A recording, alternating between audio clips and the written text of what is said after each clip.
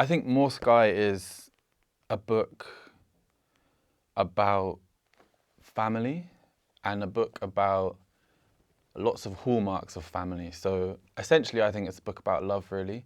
But there's, I guess, subsections within the family, like the nuclear family, and maybe sometimes the farce that is the nuclear family, but the love within that despite. And my experience of family within that. So there's definitely elements of, there's working class masculinity here, working class elements of family that I examine, violence, hereditary, generational violence that's carried out within families and has been carried out across generations of my family. And I think the book is like looking backwards. The speakers of the poems are looking backwards, worried about the future and carrying out certain histories, I think. I have a certain degree of distance from this book now. So this book was written really by a person in their early mid-20s. And I'm now 29, I'm turning 30 in a week. So I feel some kind of emotional distance from the book itself and the person who wrote the book. It's a version of me, definitely. And it's a version, and I have quite a short emotional memory in terms of my poems and my writing. So it's hard to answer like what this book equates to in terms of, for me, like the broader scope of poetry or anything. But I think it was written by someone working through like vulnerability and masculinity and precarity, I think. And yeah, as a child, I guess I had internalized probably certain elements of masculinity that didn't allow me maybe to write or believe that I could write or be a poet. I wasn't interested in poetry as a child. So yeah, I think I wasn't like a foil young poet or anything. I was too busy being a bit of a rascal and running around in and out of other people's back gardens.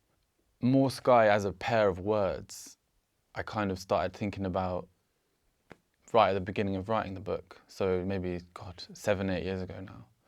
And I was walking down the high street where I grew up. And I'd walking past all the buildings I've walked past since I was a child. And overnight, a building had been demolished. And suddenly, it wasn't there anymore. And in its place was just massive amount of blue sky. So it was like this emptiness had been filled, and I was so upset. Like I was so upset, and I'm a really nostalgic person.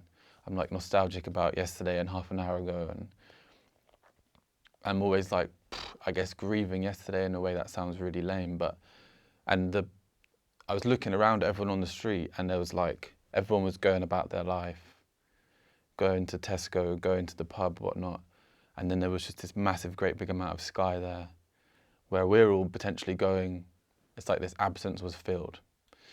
And that became like, maybe an organizing principle is not the right word, but it became like just a thing that I couldn't stop looking at, the sky everywhere. And I became really preoccupied with the idea of it being completely present all the time and also being completely unattainable.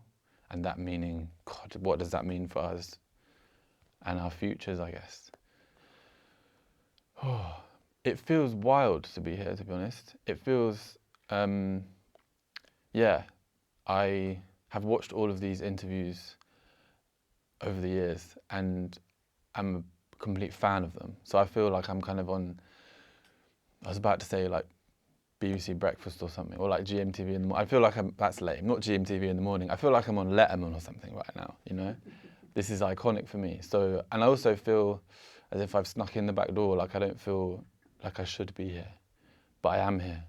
And it's been a very strange time personally in my life, globally as well. But I lost like a really close friend of mine recently, Boyega Odebanjo, who helped me a lot with this book. And it feels, we talked about this prize all the time and dreamed about it really.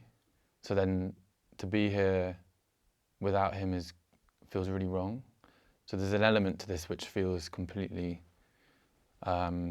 just at odds with reality really, for a number of reasons. But I'm definitely blessed.